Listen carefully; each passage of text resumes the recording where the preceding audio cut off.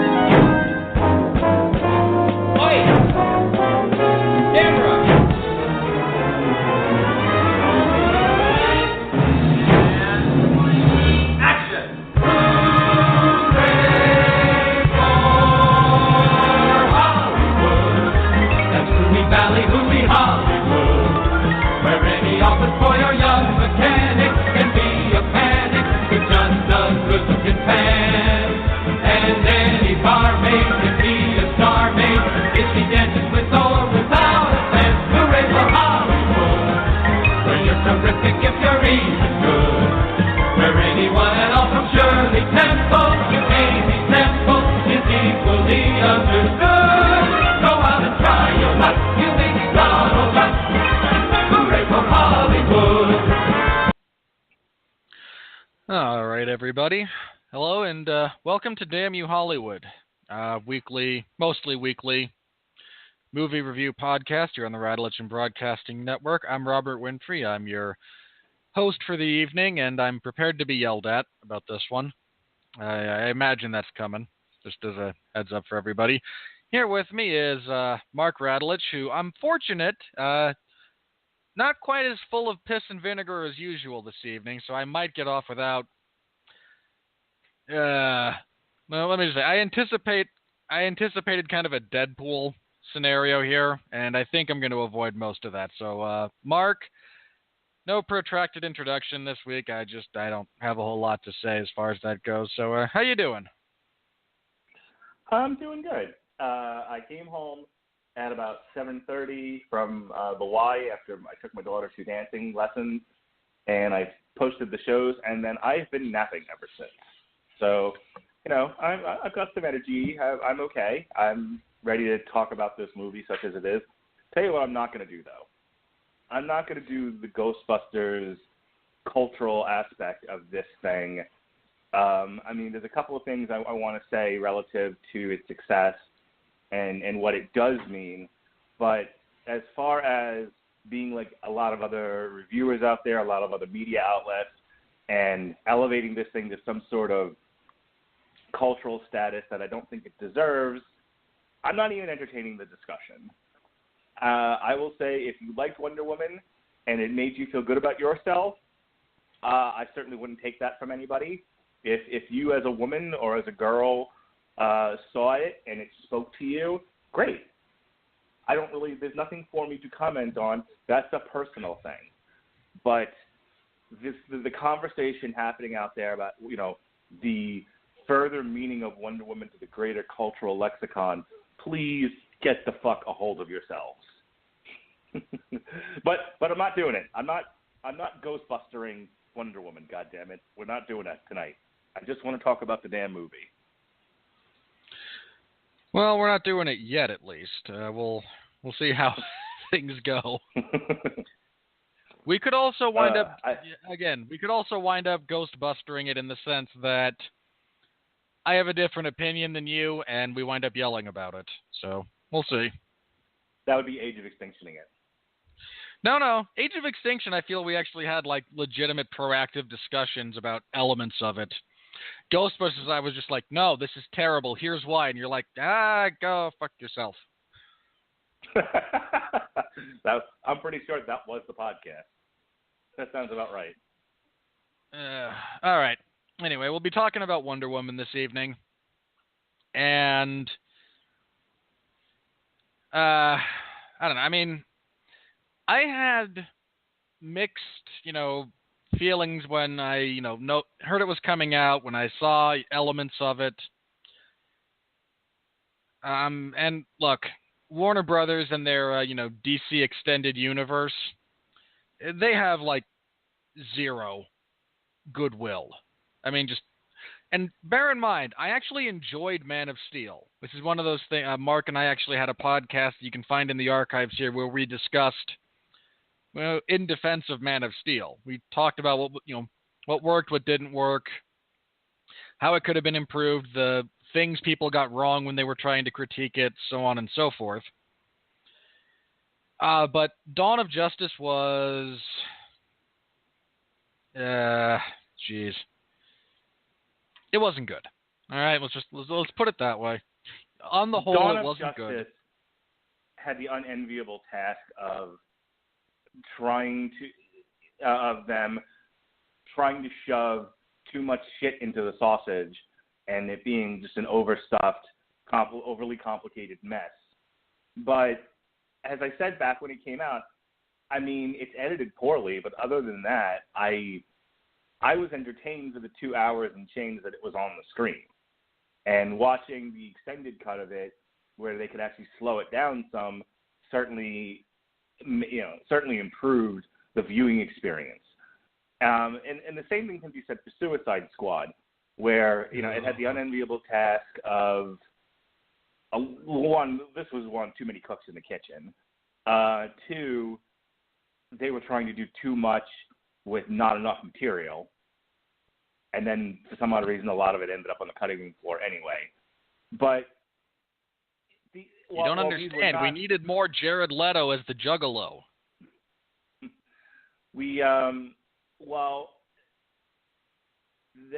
There was fun to be had if you're into that sort of thing, and there's an entertaining 2 hours captured on film. Dawn of Justice and Suicide Squad were not well-constructed movies.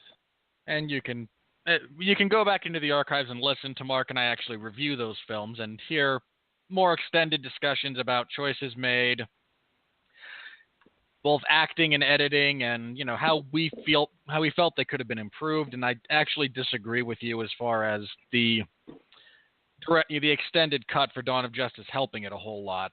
I've seen both. The extended cut does not fix the issues with the movie. It adds a few things that, in and of themselves, are... in a vacuum, they're fine. But nothing happens in a vacuum, so... Right. But, yeah, and finally we get this. And Wonder Woman is... I mean, I had not heard half of the, production horror stories that Mark had. In so much as, there's issues of writing, there's issues of, the amount of film and it got completely saved by editing, essentially. But, pretty much everybody and their dog loved the movie, or at least gave it a positive review. And I went into this expecting...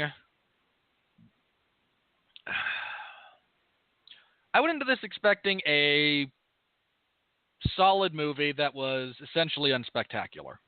And that's basically what I got.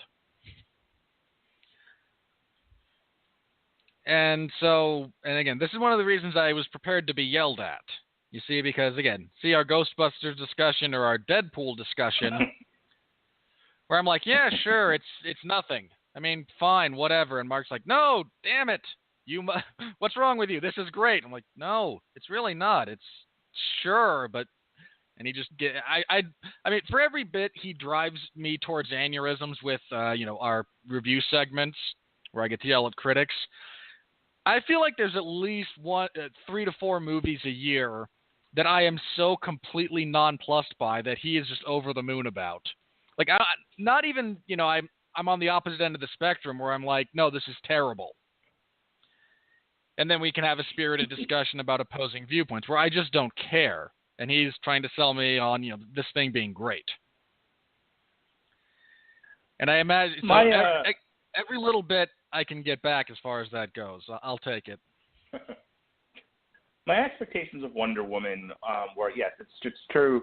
I had seen a video from Midnight something or other on YouTube where basically an angry Warner Brothers executive or employee or whatever had written a letter, and they were saying at the time that Wonder Woman was a mess.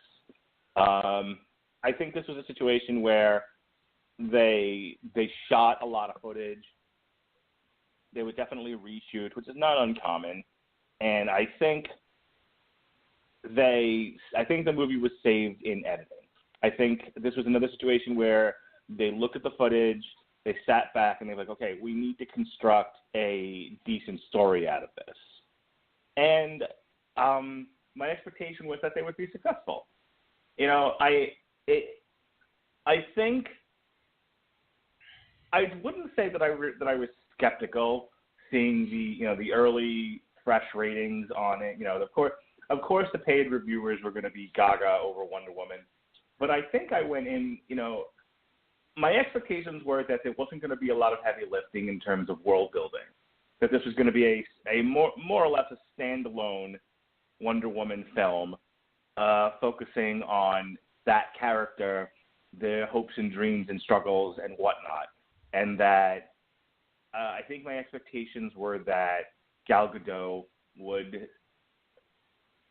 hold up her end of the bargain, and we would get a fun action-adventure superhero movie. And my expectations were largely met, though I'm closer to Robert than he realizes, in that, with Guardians, I was very passionate about it, and we talked about that on the podcast, whereas I was very excited about that movie when it was over and defending its merits against people who thought, oh, the first one was better. And we talked at length about it being a character piece and, the value in that and how well it was executed. When Wonder Woman was over, I was happy for the audience members who saw it, self-identified with Wonder Woman, felt like, a blow was, and this I don't agree with, but if they felt this way, I'm not going to take that away from people, but a blow was struck for equality among, men and women in as far as there being heroes captured on film. The Red Letter Media guys made a point of this. They were like, finally, women have someone to look up to besides their moms, Madame Curie, Hillary Clinton, It's like, yeah, all right, we get it. Good point. But I think what a lot of the argument has been is, we don't see enough action-adventure heroines, comic book heroes captured on screen. And again, Mike Stoklasa from Red Letter Media made the point of your source material largely catered to its audience of young boys.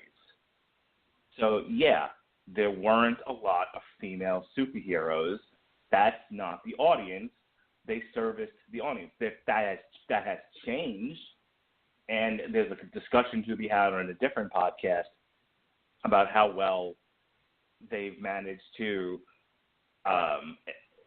whether or not they're still servicing their main audience of comic buyers and are reflecting, our multicultural society. I think Marvel tries, and I think DC has certainly also added a great deal of focus on their female characters, but I don't know if there's an audience out there for it that still buys comics. And before this goes any further, let me say, before everyone gets all crazy, let us remember Wonder Woman has been part of the cultural lexicon for decades. She's a very well-known character. This movie, as long as it was good, should do well. But after Wonder Woman and maybe Captain Marvel in 2019, starring Brie Larson, there's not a lot of famous female comic book heroes out there. And it's still hit and miss in terms of female action heroines. This was not the first successful female action heroine on screen. I would point you to Angelina Jolie's Lara Croft, Tomb Raider. Her first movie was very successful. It was successful enough that it got a sequel, and the sequel wasn't as successful. But that's not due to her lack of popularity. That was due to the script being shitty. But this is also, and I'm going to conclude my thoughts by saying, before everyone gets all like, see, women on screen, women action heroes on screen, we're equal to men now. This was also the year that Scarlett Johansson's Ghost in the Shell fucking bombed big time. Let's look at all, the whole context here.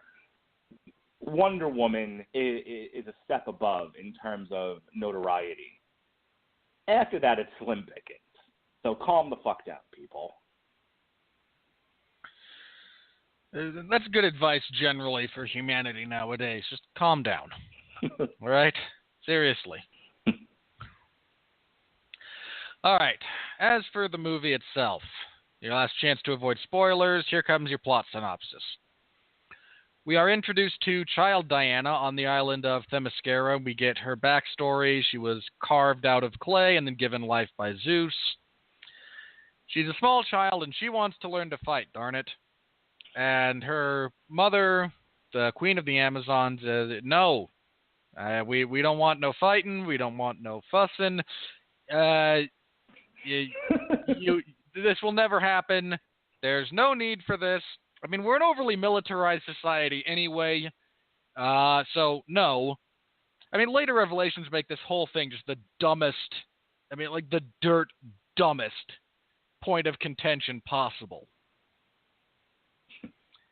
I mean, just seriously. I mean, no, you're the god killer. But, boy, we really don't want you to know how to fight. Okay, how does this work, then? I mean, really? Writing staff. It's an overprotective parent not making a logical decision. It happens. I know. It's just, again, it's the totality of the circumstance. If Diana was just another Amazon, fine. I'm there 100%. We're good. The direction they took elements of the narrative made this an exercise in just, again, stupidity. Anyway, the Amazonian general, who has a slightly more realistic expectation for Diana's future, does start training her. She becomes an exceptional warrior. On the hidden island of Themyscira, there's some backstory about the nature of the Amazons. Then one day, many years in the future, as Diana's struggling to come to terms with some of her inherent abilities, an airplane crash lands in the oceans outside the island. This is something they've never seen. They've been a completely isolated culture for thousands of years. Which made her bit about, well, we speak all languages somewhat loud. Do you not understand how language changes over time, people? I mean, really? Anyway, sorry, my issues aside. She rescues the pilot, Chris Pine. A bunch of German soldiers show up. There's a fight. Several Amazons die, including said general, who, with her dying breath, encourages Diana to leave the island and go forth and fulfill her destiny. Again, we're pulling straight out of the hero's journey here, folks. Chris Pine informs the Amazons of World War I, which they are completely unaware of. And a scene I got a huge kick out of. Just like, I'm fighting in the war. What war? What war? The war! It's been going on for, several years across massive portions of the globe. The war. Anyway, the issue of this particular war is the Amazons are sworn to fight and oppose Ares, the last remaining Olympian god of war, who's stylized essentially in the Lucifer role for this as tempting and corrupting men into committing various heinous acts and all the bad things. It's Ares. He's the one. She defies, Diana defies her mother, absconds with all the Wonder Woman garb, the armor, the lasso, the shield, the sword, and heads off with Chris Pine to try and kill Ares and end conflict as mankind knows it. And I believe she actually says something to that effect at one point, and thankfully this movie doesn't... I want to talk about that later. We're also around this time introduced to a German general whose name is not worth remembering, and I believe, French scientist who is working on adaptations for mustard gas so that it will actually eat through gas mask material, and it's war. You're perfecting the weapon here. You're building a better mousetrap. This is the waning bit of World War I in theory, so there's treaty negotiations going on. Chris Pine again plays Captain Steve Trevor. Steve Trevor. I remembered. It took me a minute. He was able to steal some of the chemical formulas and notes from this French doctor, I believe Moreau. I'm just going with Moreau. Which, as I say, it makes me dearly wish that instead of, this young woman with, porcelain facial prosthetics, we had actually had Marlon Brando. Just for the hilarity. Doctor, why are you working on the formula? You never do nothing for the family. Anyway, they head out. They arrive in London. There's, again, talks of armistice and peace treaties, and they don't want the delicate balance upset. So, Chris Pine showing up with, guys, there's a problem here. And we're like, no, we want peace, damn it. This was a terrible war. We just want it to end. Which is incidentally the same mentality that would help give rise to Adolf Hitler, 20 years later. Give or take. Guys, I'm taking this. Well, we don't want war, so go ahead and have it. Hey, I'm taking this too. Well, we really don't want actual conflict, so yeah, go ahead and take that. I'm taking this. Repeat ad nauseum. That's not a joke. The appeasement philosophy essentially laid out the red carpet for Hitler's nationalism and expansion, setting up, World War II. Go ahead and just read Paris 1919, everybody, okay? Go find it in your local bookstore.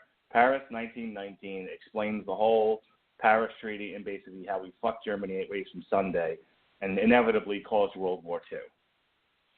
I mean, honestly, there's a perfectly valid argument that the notion of World War I and World War II is a more American concept. In Europe, they were much more closely linked, both cause and effect and in terms of timeline. And if you're European, there's a much more valid argument that those are essentially one continuous conflict with a minor lull. Well, but America took longer to get in on both instances. So anyway, point being, Germany.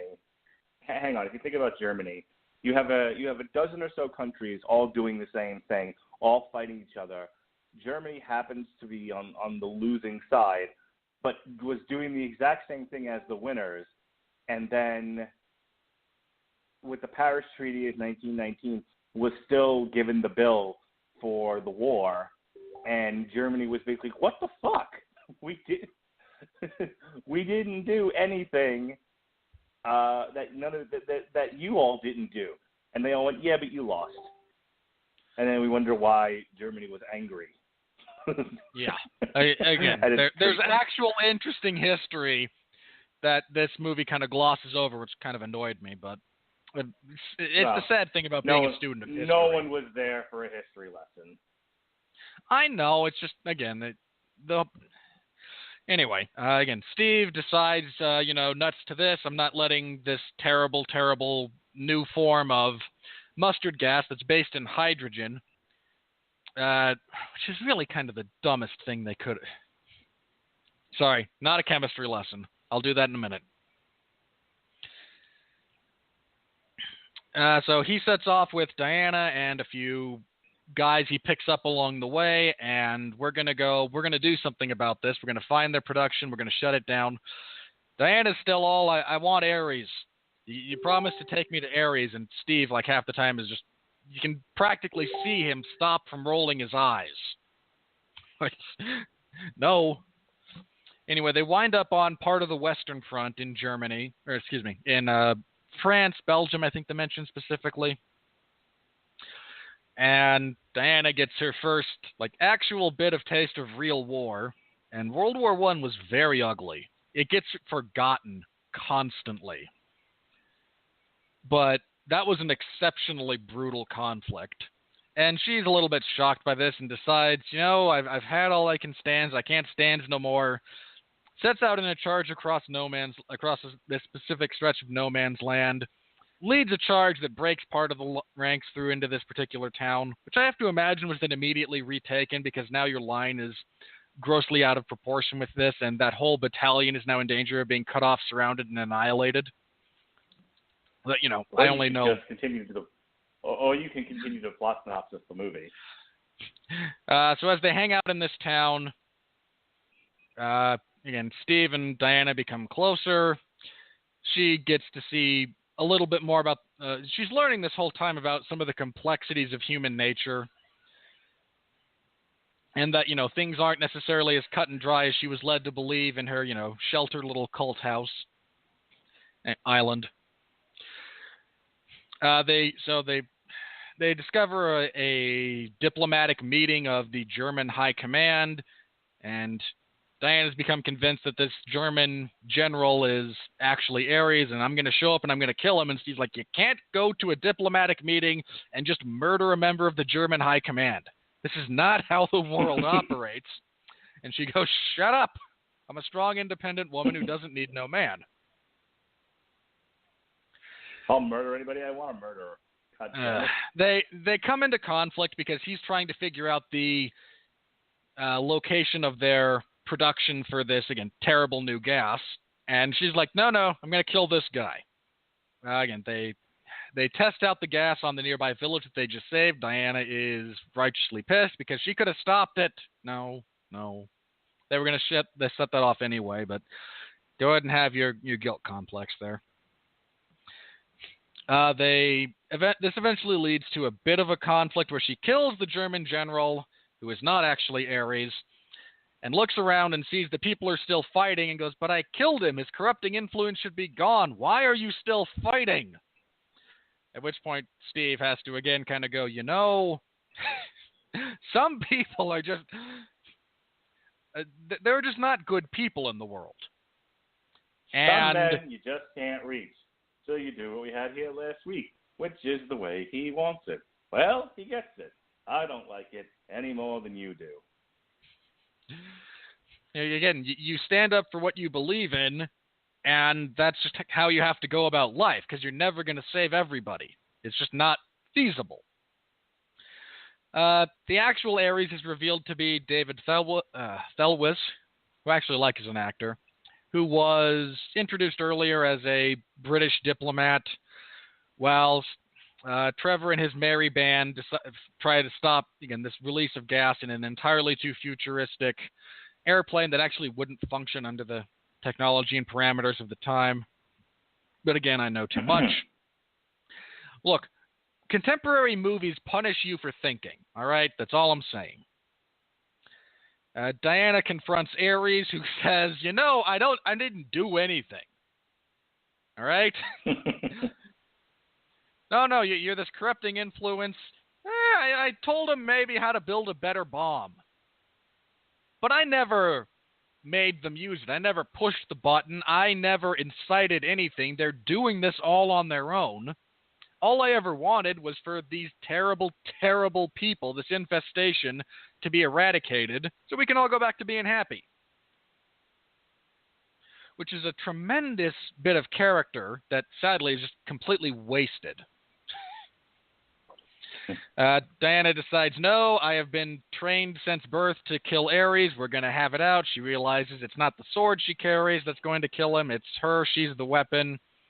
Protracted fight scene while Steve and his merry band are able to infiltrate the airplane. Steve takes off and destroys it over the head because it's hydrogen-based. Do you people have any idea how unstable and combustible hydrogen is? Hang on. No. Hang on. No. It's important because they actually do bring it up. because they're trying to figure out how they're going to get rid of this. All these bombs are on timers.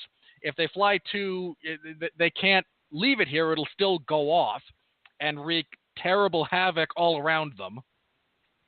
And well, is it flammable? Well, it's hydrogen-based. So, yeah, it's flammable. So he flies it up high enough into the atmosphere and shoots it, causing the whole thing to blow up.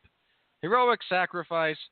And incidentally, why you would never use a hydrogen base for a mustard gas, because any idiot with a match is just going to ignite it, which would suck, but is also going to prevent the long-term effects that you're looking for with mustard gas. It defeats the purpose if we can, stop the spreading of the gas with any minor bit of spark. But again, I know too much. Diana is understandably distressed about this. She finds her inner strength while being tempted to destroy all of humanity because they're terrible people. She finds faith in love and human goodness, kills Ares.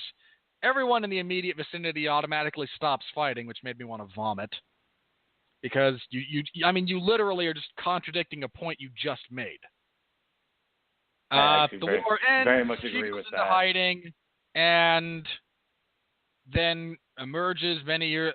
I have complaints about this bit of writing, by the way.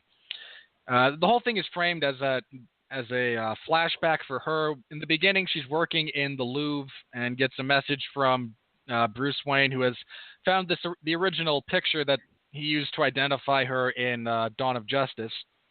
So it's all her memory, and we get a bit of her monologue at the beginning and end. And at the end, she just kind of reaffirms that, you're never going to save everybody, not as a hero. You're never going to, punch all the bad guys into submission. You have to shift the paradigm of humanity to be more love and tolerance-based than ignorance and hate-based, which is absolutely true. And that she's going to continue fighting. All right. Mark, do you want to do your bit first? Because I know, again, you have a lot of good things to say about this movie. I have a few good things to say. I've talked enough. Go ahead. Where do you want to start, as I tend to say every week here? Yay for catchphrases. So where do you want to start with this? I actually don't have a whole lot to say about the movie. From a craft, obviously I enjoyed it a lot. My only real criticism is the ending is the ending fight with Ares was made to feel epic, but it actually feels drawn out and way too long. It needed tightening up. I get why it's there. I get the audience members that they're trying to service by giving an epic fight scene with Ares. I mean, Wonder Woman and Ares in the comic book were arch enemies, and you want to make sure that there's that comic book element to it, so that people come away satisfied. I mean, when you look at the actual action sequences of Wonder Woman, there's the invasion of the beach in Themyscira, which isn't really focused on Wonder Woman. There's her one big fight scene where she crosses the trenches and allows the army to take the village. And it's awesome. It's the highlight of the movie in terms of action. But then again, there's nothing until she fights Ares at the end. So I understand the need to satisfy those that were looking for an action film here. You don't want just talking, but it still went a little too long, and it needed some reshaping. Other than that, I really enjoyed Gal Gadot's portrayal of Wonder Woman as this naive woman who has a very black and white worldview and is slowly, I wouldn't use the word corrupted, but is slowly shown that the world is more gray than I think she's comfortable with. And, the Wonder Woman that we met in Dawn of Justice and at the beginning of this movie is the end result of her experiences in this war and the realization that things are not always as simple as one would like them to be. And I thought Gal Gadot did a very good job of portraying that arc. Patty Jenkins' direction in terms of being an actor's director was phenomenal. I point to the scene on the boat between Diana and Steve where they're talking about quote-unquote pleasures of the flesh. There was so much sexual tension in that scene without there being any sex at all. And I thought that was phenomenal. And there's a lot of that in this movie in terms of using dialogue and space and themes to create tension in the scene without banging you over the head. So I have to say, everyone really does a phenomenal job of that. Chris Pine as Steve Trevor, being sort of Diana's guide through, her being a fish out of water. I thought he really rode that line between, a typical male in a movie like this and giving her enough space to be the star of her own movie. Plus, I just thought his portrayal of Steve Trevor was spot on. As somebody who, again, is driven by his agenda. He wants to stop the war. He's a soldier. He's a spy. And his decisions are based on his belief that this war is wicked and needs to come to an end, and he needs to help it come to an end. But all that was good. The movie, I thought the movie looked good. It's hard, people commented about, it's yet another Zack Snyder, drab, gray, awful. It was in London in the middle of a war. Yeah, I don't think that's a fair. I mean, to say that just ignores the entire setup of the movie where they're in a brightly lit paradise. Yeah, I was about to say that. Themyscira looks gorgeous. So, and the contrast I thought looked very good on screen, and they do address it. They were like, it's like, well, here we are in jolly old England. It's like, oh, it looks hideous. He's like, yeah, it's not for everybody. Yeah, it looked like it should have in that time period. Yeah. I thought that the woman who plays Dr. Poison did a great job with her character. The dude who plays Ares, I thought, in terms of being the whispering devil and not being over the top, I thought I thought his performance was spot on. So there are critics out there who don't think Gal Gadot emotes very well, and I actually disagree with that. I thought that in terms of capturing the spirit of somebody who sees the world a very, very specific way and then has internal struggles as she's introduced to all these different elements, I thought Gal, she acted with her face. I thought it came through very well. I really enjoyed the action set piece in the trenches. I didn't necessarily enjoy the fight scene with Ares. There were elements of it that I did like. I loved when she stuck a tank over Dr. Poison and she realizes that, this is not the way. Fighting and anger and hatred, these things are not working. This is giving Ares exactly what he wants. Sparing this woman's life and showing compassion and love, that's the way to win. That's the way to win the war. And it's demonstrated by her throwing the tank away. I'm like, okay, that was great. There are half a dozen great little scenes in this movie, quiet scenes that really make the sum total of the movie an excellent watch. That's really all. I mean, I do want to address what you said before about they've just gone through this entire sequence of people are going to fight. This is more than just one guy, and then she kills Ares, and then everyone does stop fighting. And here's what I'm going to tell you. I think the reason why I was able to, because I watched that and I went, wait a minute, this is now contradicting the point she just made. And then I was like, you know what though? They just spent all night fighting, and there isn't anything to fight over anymore. And I think everyone's just happy to be alive and get through it.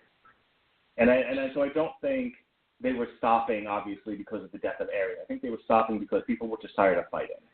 And I'm okay with that. And I think there's a better way to frame that whole sequence visually to kind of get that point across. If instead of everyone smiling and backslapping, like the guys who were enemies smiling and backslapping, you have the remainder of that band on one side, and the remainder of the Germans on the other, and they both look at this giant crater and then just kind of look at each other and go, "And what are we doing at this? What are we doing right now?" Kind of wave and walk away. I mean, again, I think there's a better way to make that point than the way they did in this particular instance. That's really it. That's all I have to say. I think comparisons to other movies, other action movies by women are a little unfair. I mean, why would you compare this to Catwoman or Elektra? But the vague attempt to try and make a connection between a female-led superhero movie and another female-led superhero movie, because anyone with half a brain knows there's absolutely no connectivity. Actually, look at the totality of the situation. But it was good. It was absolutely good. It was absolutely a good movie. I was happy to have sat through it at the end. I actually stayed through the entire credits, and I hope people had a good time with it. It's obviously going to be. Was there a post-credits scene? Very successful. There was not. Okay. Let me say that I'm glad that this movie could just stand on its own. And, there wasn't really large, I mean, there was obviously a connection to the world, in that Batman sends her the picture and all of that, but it largely stood on its own and was its own movie. And if you don't know anything else about the DCEU, it doesn't matter. This was its own separate standalone story. So good job. I would give it, I would give it an A. It's other than the ending and some minor gripes here or there, it's pretty flawless. All right. Here's where Mark starts yelling at me. Okay. First of all, I agree about the acting in this movie.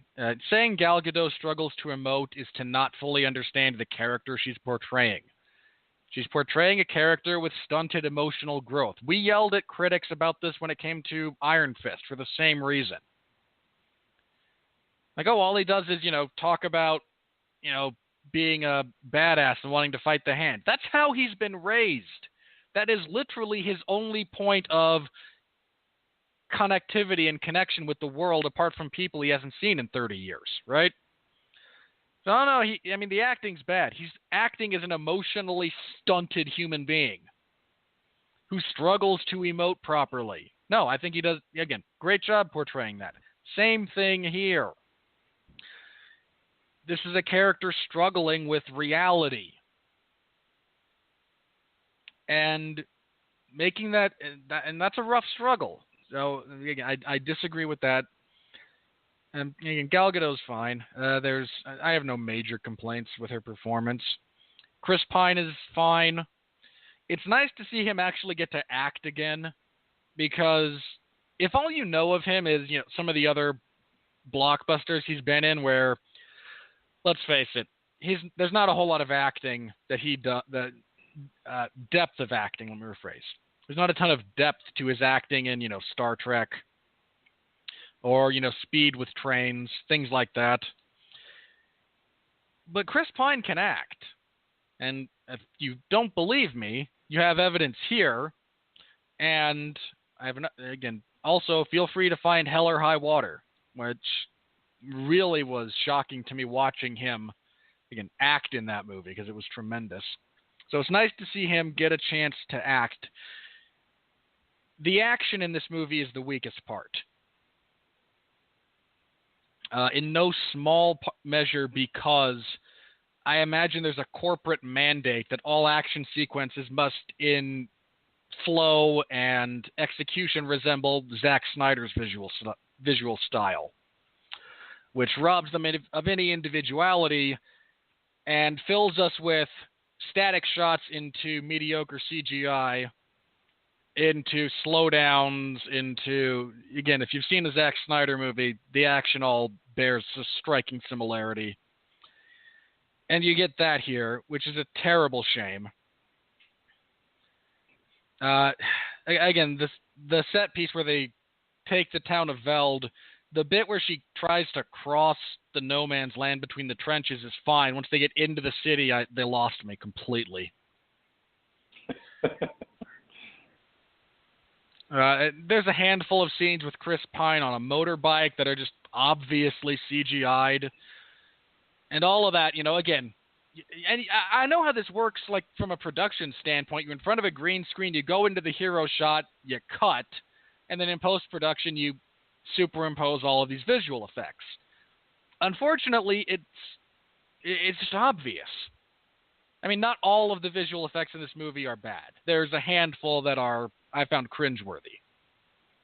A couple of her sequences with the lasso of truth, using it as a weapon, I just kind of went, ugh. But on the whole, those are again, on the whole, they're okay. The final battle with Ares, I completely agree with Mark. It drags. And it drags because they don't give...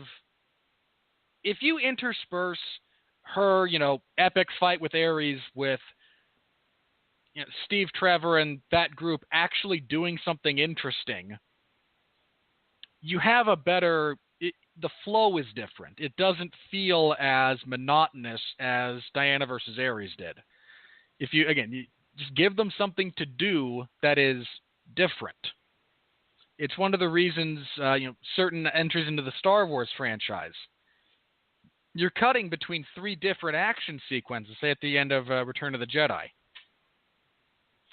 You've got Luke and Vader's lightsaber duel, you've got the space battle, and you've got the ground battle on Endor.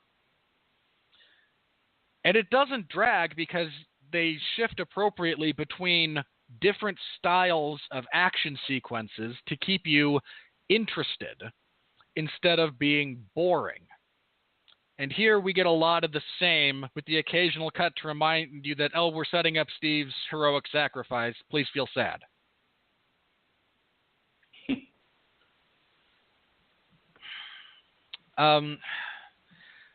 Here's the major thing I would have done. There's a couple of things I would have done differently. Here's the major one, and this one has to do with her closing epilogue. There's still a massive disconnect between Wonder Woman at the end of this, and at the end of her backstory, and Wonder Woman at the start of Dawn of Justice.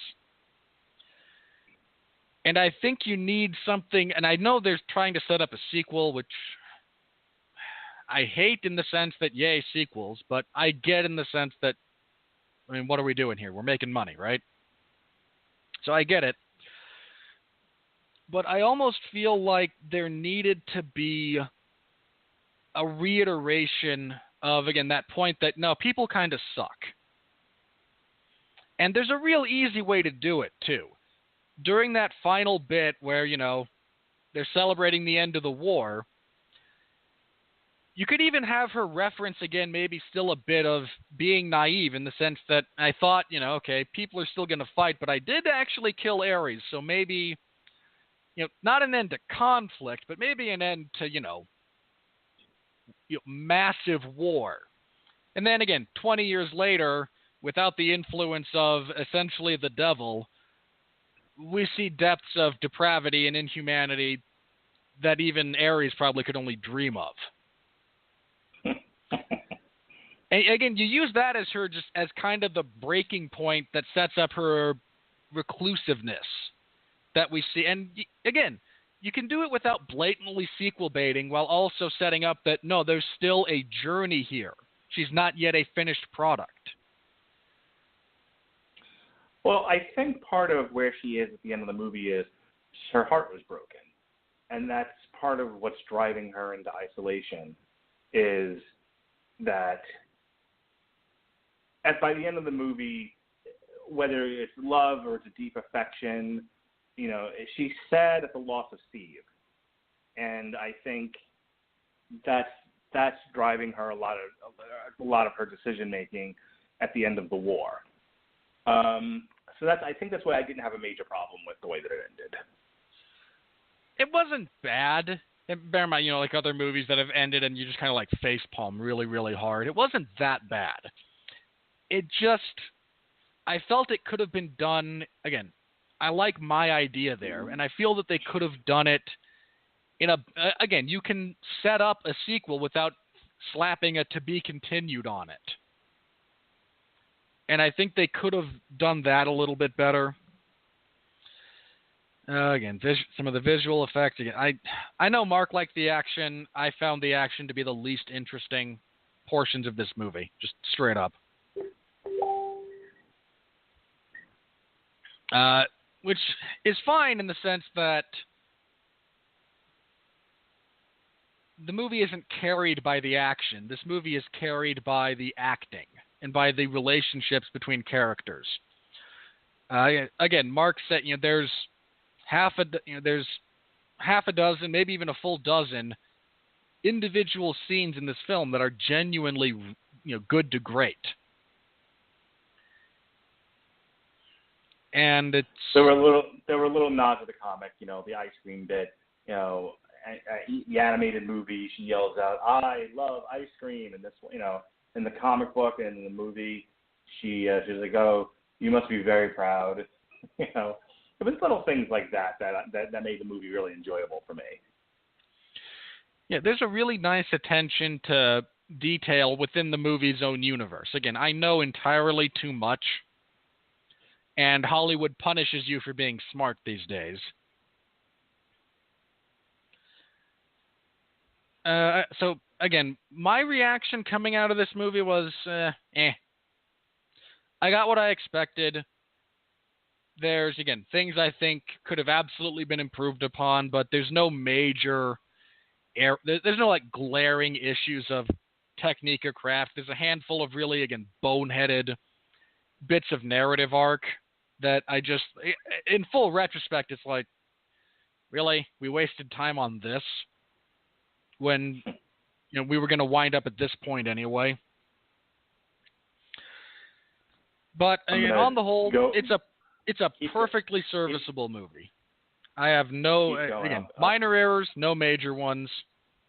And, I wouldn't give it an A like Mark, but solid B+. Before we do the next thing, we have a caller here. I'm going to go ahead and screen him, so if you could just talk for a little bit longer. Oh, you mean I have to listen to the sound of my own voice? Oh, joy. Sorry. I listen to these back every now and then, and I really, I don't mind the sound of myself when I'm talking, as I'm sure you can all tell. Listening to it back, I cringe, and I cringe, and I cringe, and I cringe. Okay, while Mark's doing that, let me think. I could swear I had another... Wait, I did have another point. No, I actually covered that one. Crap. Well, filling airtime's always a fun exercise. All right, we actually have a caller here who has a question about the movie, and it's relative to our actual subject matter tonight. So, area code 516. What's your name again? My name is Jesse, man. How you guys? I've called in the show before. Yeah, I recognize you. Welcome to the show. Thanks. What's your question? Is this movie better than I forget the name of it, and I was telling him on the screen call, and he didn't want to tell me. The one where Captain America and Spider-Man faced off with Iron Man. Is it better than Civil War? Yeah. Yeah. Captain America Civil War. And by the way, that was a horrible naming for that movie. Well, it was based should have been called the same name. It was based. Okay. There was a comic book series where there was an issue, and Iron Man had one side of the issue, Captain America had the other side. Heroes joined both sides, and they ended up fighting and killing some of each other, and it was called Civil War. Was Wonder Woman better than Civil War?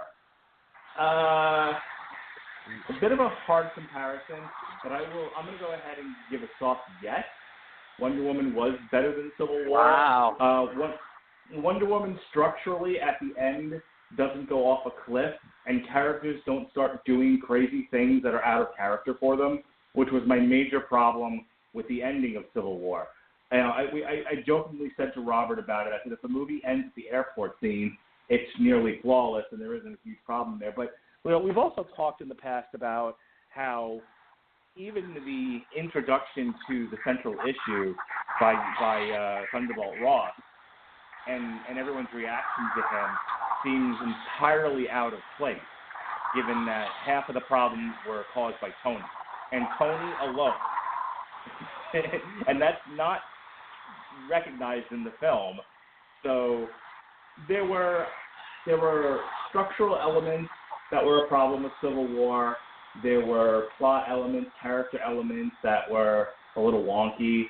And Wonder Woman's a lot more straightforward than all of that. They're also very different movies. Robert, you want to weigh in here? Is it better? It's tough.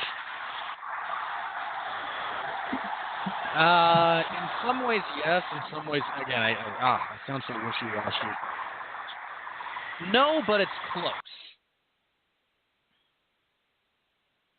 I don't think it's better, but it's that's actually very close as far as, again, one-to-one comparisons go. So, okay. Yeah, I mean, again, I was okay with elements of the ending of Civil War that you weren't in real time. I just took issue with the portrayals of how they got there more than the destination in a lot of respects. And feel free to go back and listen to Mark and I review Captain America Civil War, and you can get the full details as to each side of our argument there.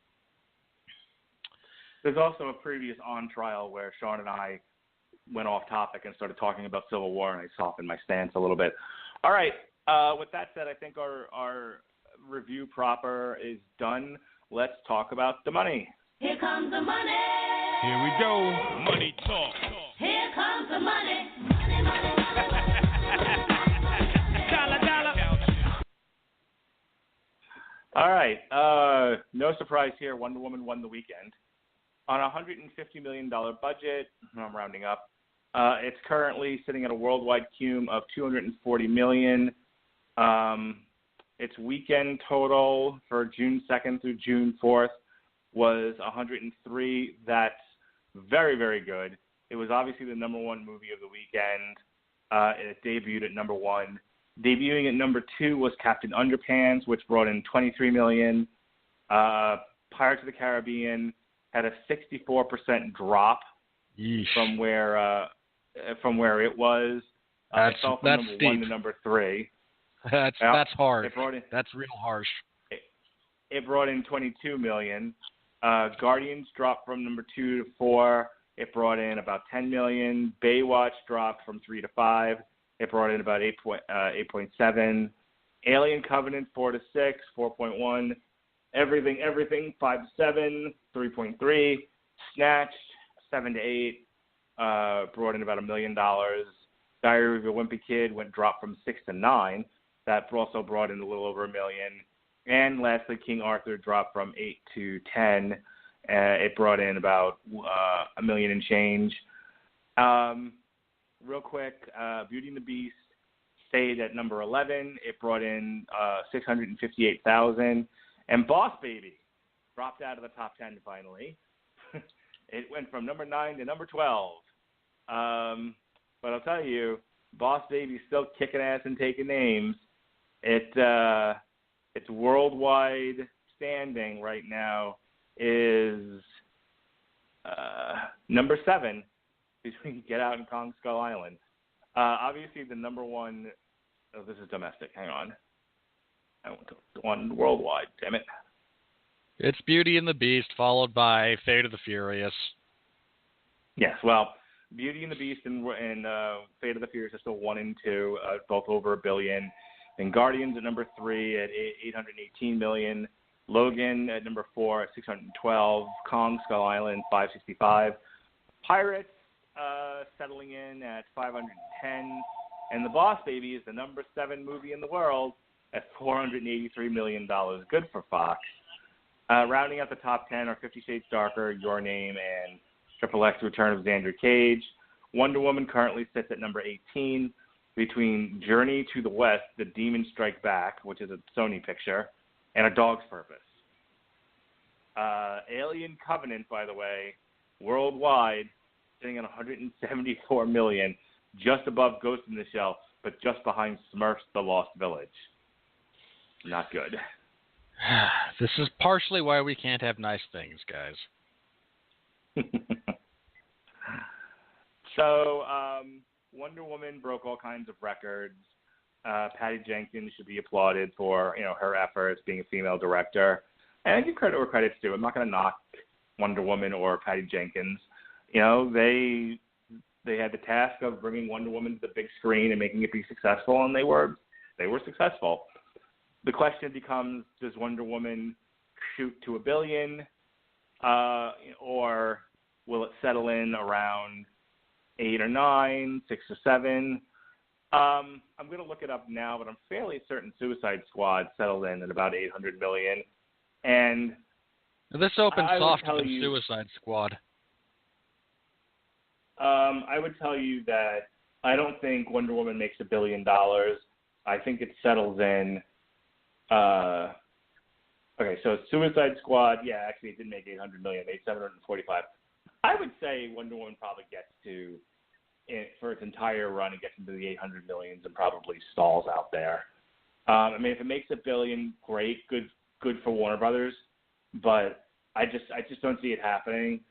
It's got, in terms of the audience, obviously it has a large portion of the comic book fans and adult women, but it's largely also dependent on children, and they've got Cars and Despicable Me and Spider-Man coming up in the next few weeks. Though I will tell you it'll probably still be the number 1 movie in the world next weekend because it'll do better than The Mummy. I think The Mummy opens soft. I don't think The Mummy does as well. And, I hope it bombs. It ends up being. Oh, so do I. It's certainly starting to look that way. But I think Wonder Woman retains its number 1 position, and The Mummy comes in at number 2.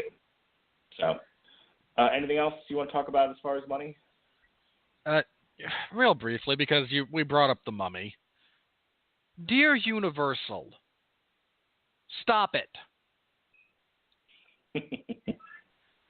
You saw everyone else was making, big franchises and interconnected universes, and you tried to jump on the bandwagon with all these classic monster characters. And I think all of those movies have not done well. You had the Wolfman remake, which isn't actually part of this, but should have been an indicator that the appetite for that is not necessarily there. Dracula Untold kind of bombed and kind of sucked. I, Frankenstein bombed and sucked. And yet you just are throwing piles of money after this terrible idea. I mean, seriously, how much more money are you going to have to lose before you realize this is not a good idea?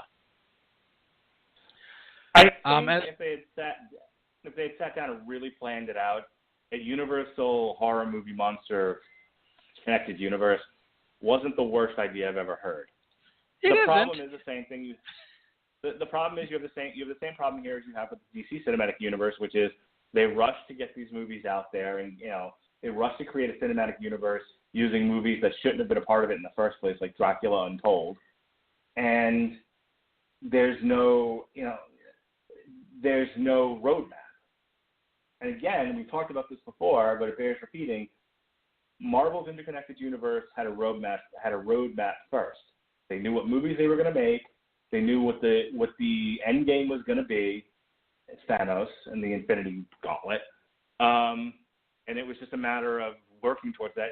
And even with some bumps in the road, like, Ant-Man and the introduction of Spider-Man and all of that, they were still able to stay mostly on the road to where they wanted to go. And without that roadmap, no matter how good or how bad these movies are, the universe is going to suffer. And this just seems like they threw shit at the wall and hoped it would stick. Yeah, as for Wonder Woman, I hope it makes more money than Suicide Squad, because it's a better movie on every level. And I would just like to see that rewarded once. I would be okay with that. I'll be okay if it makes over $1 billion. I think, Warner Brothers deserves credit where credit's due, and, they deserve a big win. But if Dawn of Justice didn't crack $1 billion, I don't think this does either, even though it's a better movie. I'm not entirely sold on Justice League cracking $1 billion. Well, that's going through reshoots right now, so we'll have to see what the trailers look like post-reshoots. All right, are you ready? They're just gonna re-release the same trailer where Cyborg looks like crap, Jason Momoa spouts some mediocre one-liners, and we look at overblown, saturated, alteration of point of view action sequences that alternate between slightly faster than normal speed and really slow motion, without the vaguest hint of what's actually going on in your movie. Are you ready? For those of you, if you couldn't quite tell, I'm not exactly thrilled about that upcoming movie. So, anyway, Mark, I believe you had a question.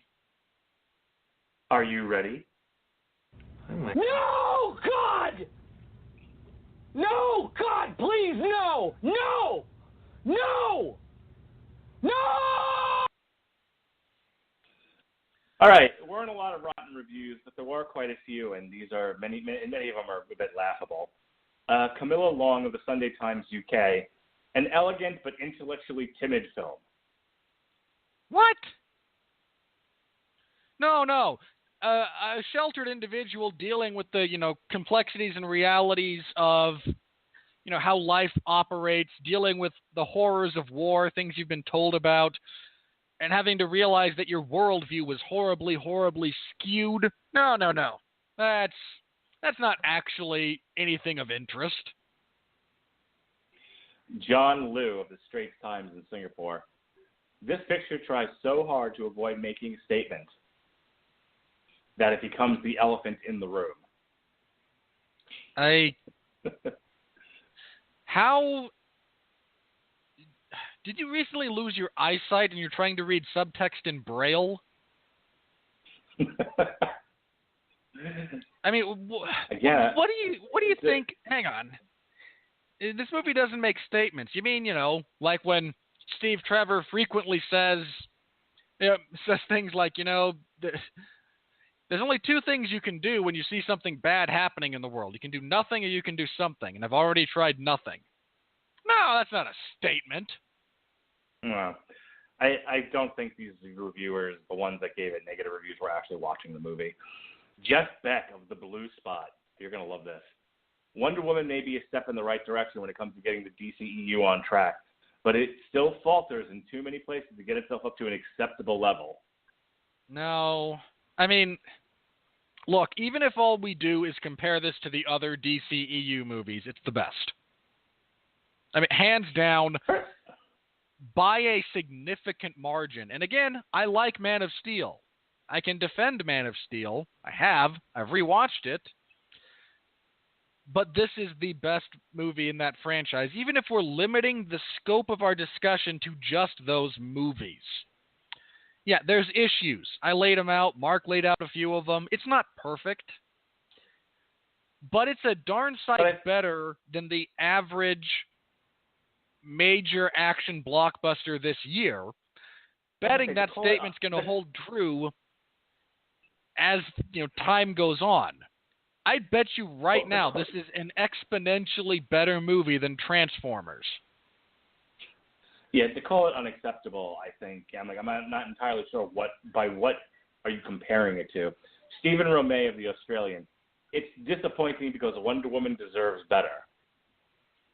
I tried to I don't know what this person means by better, I don't know what they were looking for, and I tried to read the entire article. You have to become a subscriber to the Australian, and that's not happening. But again, better than what exactly, or what was the failure of this that you feel like it didn't live up to Wonder Woman's expectations? I don't get it. I mean, first of all, some of this comes to, what do you think it deserved? I mean, do you think Wonder Woman is going to, Diana Prince is going to take a place alongside Michael Corleone or Daniel Plainview in the pantheon of great cinematic characters? Are you looking for a movie that, blends genres and achieves soaring new cinematic heights for action films? Come on. Vincent Mancini, a film drunk. Wonder Woman is a positive symbol, but the ideology of the movie itself is fuzzy and somewhat disappointing. All right. Again, I really have to question one's ability to read. Okay, not even subtext. Again, we're not talking about subtleties here. There is actual spoken dialogue. So if you're not even paying attention to the actors or the spacing or the visual cues, if you're actually looking at your phone during this, and you miss, again, the stuff that takes place visually to help drive the narrative, there's dialogue that you somehow missed as well. I mean, again, there are criticisms to be made about this movie. I don't think any of them bring it down from, a pass to a fail. But, come on. It's morally fuzzy. Really? Really? I get the feeling this person didn't like the war aspect of the movie. Nigel Andrews of the Financial Times. A torpid, overlong DC Comics epic puts the First World War on a baking tray for the latest cooked till crisp superhero flick. This person doesn't like their job. I get that sense. No, I appreciate that they said it in World War I rather than World War II. I can't tell you how much I appreciate that. Again, I mentioned I tend to feel that one gets forgotten when we discuss world history. And even in many senses, when we discuss, technological advancements, there's all kinds of great and interesting stuff that happened in World War I across multiple fronts. And so I appreciated, giving that a little bit of shine. I am so grateful that they didn't try to shove the narrative of, Ares influencing Hitler. Because you couldn't have avoided it if you'd gone with two. And you are going to love this next one. Hang on, I got one more thing to say to this particular guy. I mean, they didn't make any bones about the setting, and they used it to pretty good effect. Again, there's elements of it that I found, that I take some issue with in terms of accuracy, but at the same time, we're making a blockbuster movie that, there's only so much actual horror of war that you're going to throw into a PG-13 movie that you want people to take little girls to see. I mean, there is a limit here. Funny you should mention that. Tony Medley of the Tulican Times. Unlike most silly fantasy superhero movies, this one is not set in a fictional locale with fictional characters. No, it's Wonder Woman winning World War I.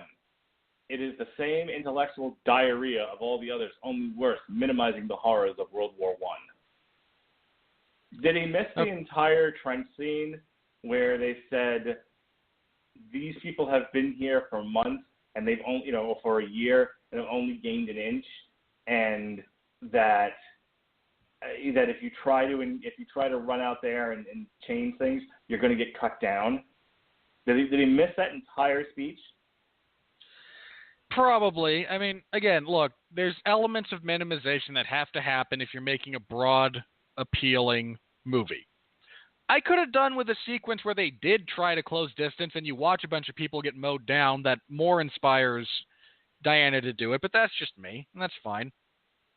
This isn't more importantly, hang on. More importantly, Wonder Woman doesn't win the war. I mean, This is expressly stated. There's other things going, and maybe they could have done a better job with this point, and I'd agree with that.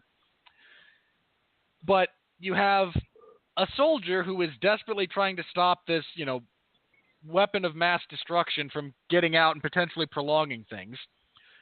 Wonder Woman does not actually win the war. She defeats another mythical god. Has very little to do with with how history transpires. And unless you leveled the same complaint about Captain America punching Hitler in the face, you have not a leg to stand on, sir. Our good friend Leonard Maltin of LeonardMaltin.com. The only wonder regarding this movie, this guy. The only wonder regarding this movie is that it could be so incredibly dull. I keep hoping DC will find a key to unlock the magic inherent in this great cast of characters. Please retire, Mr. Maltin. This is not a dull movie. I mean, again, there are different cuts that I think you and I both would have made as far as, editing, and 2.5 hours is a not insignificant stretch of time. That's all fair, but there's stuff happening of interest and of import. Well, I'm wondering if his problem is things like the boat scene or the village scene after they've taken the village, and again, her and Steve have a slow moment between them, and oh no, please, don't let there be dialogue or character building. I mean, you could have trimmed the scene where she goes clothes shopping. Okay, I'll give you that. Again, trimmed, not cut completely, because there's some humor that's to be had there, and that's important. Again, you could have trimmed that maybe. But on the whole, just because a movie, when this guy complains about Transformers not having a quiet moment, we need to refer back to this and say, you're an idiot. Here's an action movie with quiet moments to actually contemplate. You got something that, by all indicator of your previous work, isn't boring, and now you're just complaining about it to complain. Unless, of course, he gives it a positive review, in which case, well, hey, he positively reviewed a Transformers movie. That really should be all the shot to his credibility that you need. Luke Buckmaster of the Daily Review. The hero faces off against a seemingly insurmountable bad guy from Central Casting, throwing around what appears to be a range of fluorescent Photoshop-generated squiggly lines.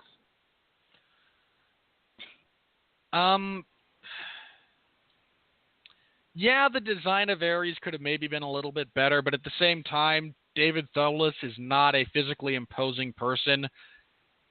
So if you want to have that final confrontation be physical in that respect, hulking him out to that degree makes sense. And yeah, again, there's a couple of scenes where she uses the lasso as a weapon that I just, no, that were not good. All right, that was the last one that was worth reading. Everything else is a fresh review. And I mostly agreed with, I will say this. I was looking for the kind of Ghostbuster-y reviews where people were saying, oh, this movie is great, just, because they don't want to knock it in by blatantly ignoring the problems and misrepresenting it. Yeah. And there's definitely some gushing ones in here that are just like, all right, take it easy. But for the most part, I thought the fresh reviews were more or less on the money. Like I said, some gushing, but for the most part, accurate.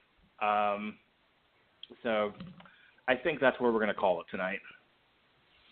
Sounds good. All you people, demand better of your reviewers. Incidentally, a minor note here. To all the Hollywood executives complaining about Rotten Tomatoes killing your business. Rotten Tomatoes accumulates and presents data. That's the sum total of what they do. If you don't like the fact that your movies are getting terrible reviews, and that maybe people are now realizing a preponderance of others dislike them, so maybe I won't waste my time, there's a real simple solution to this for all you people out there. So I want you to pay attention because I'm going to say it just once. Make better movies. Baywatch did not bomb because Rotten Tomatoes, as an aggregate, assigned it a negative score. Baywatch bombed because you misread the audience, you misread the source material, and you tried to cram a hard R comedy into something that, again, who thought this was a good idea? Baywatch movie, maybe I can see why you'd think that's a good idea. But every decision, and you notice that everyone who complains about this, it's movies like Chips, right? Or Ghostbusters. Like, oh, man, they're killing us. No, make better movies. There's just enough information out there now for people to get a better feel for things and not risk wasting their money. You want to circumvent that? Make something worth watching. It's that simple. Here. All right. Next week we will be taking a break. Like I said, we are not going to review The Mummy. Instead, we're going to have a TV party here in this time slot, and we're going to look at Flash Season 3, subtitled Flashpoint. The night before on source material, we'll be looking at the actual source material for Flashpoint, the Flashpoint Limited Series. This week on the Metal Hammer of Doom, we're reviewing the new Dream Evil. The album's entitled 6. And I confirmed it with Sean. On Trial will return this week with Superman Returns. Next week, Yay. I will not be on the Metal Hammer of Doom. I will be at a concert, but the boys will still be doing their thing. They're going to look at Unleash the Archers. And on June 15th, Sean and I will be having a TV party tonight for Orange is the New Black Season 5. And that's all I got for now. They got to 5? It's been renewed for like 5, 6, and 7, I think.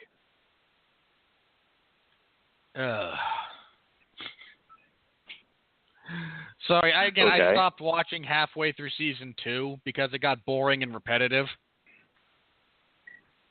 I can't imagine what you're having to put up with. They left it in an interesting place last season.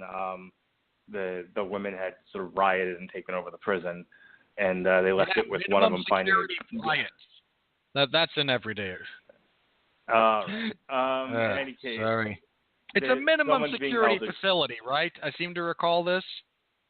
Why don't you watch it and you'll understand what's happening? I don't care enough to watch. Then stop commenting and let me get through my damn plugs. Actually, I said that's all I got for now. So what do you got going on, sir?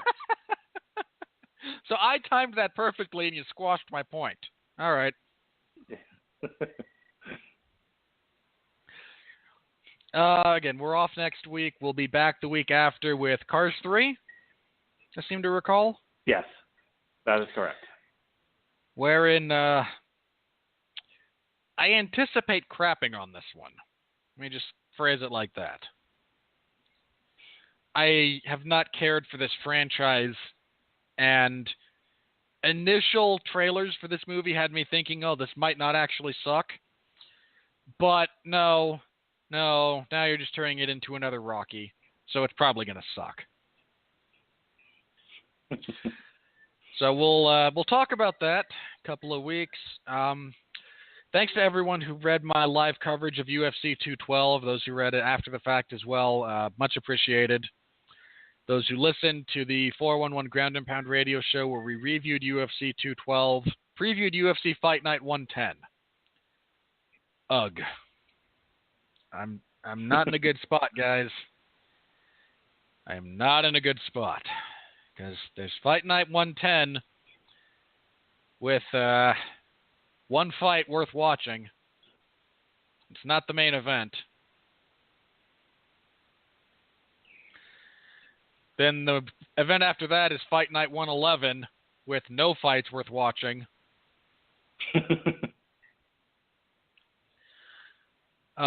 Maybe Safedine and RDA. Maybe.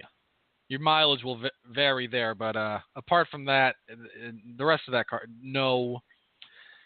And then there's Fight Night 112, which is a great main event. That's about all I can say there. Michael Chiesa versus Kevin Lee should be great. I'm not interested in Tim Boach versus Johnny Hendricks, which is the co-main event, and it's all downhill from there. There's a few other fights on that card that might not suck, but I'm not looking forward to them. So again, rough spot. So thanks to everyone who stops by and comments. I use you guys in my downtime to help keep myself amused, to both read and comment when I can. So thanks to everyone who follows along. Always appreciated. This Sunday we'll be reviewing again Fight Night 110 and previewing Fight Night 111. And I will desperately try to find some form of enthusiasm. I'll spoil this though. It ain't gonna happen. All right, I think that's everything. All righty. Well, thank you for joining us here on Damn You Hollywood. We'll be back in 2 weeks for Robert Winfree. I am your mandated reporter, and I'm so tired. Frankly, look, I will take over the frankly mortified at your attempted outro. Will that work? Thank you. Go ahead. Anyway, he's Mark. You're not. I'm Robert, and be grateful you're not. Until next time, thank you again for tuning in, everybody. Always appreciated.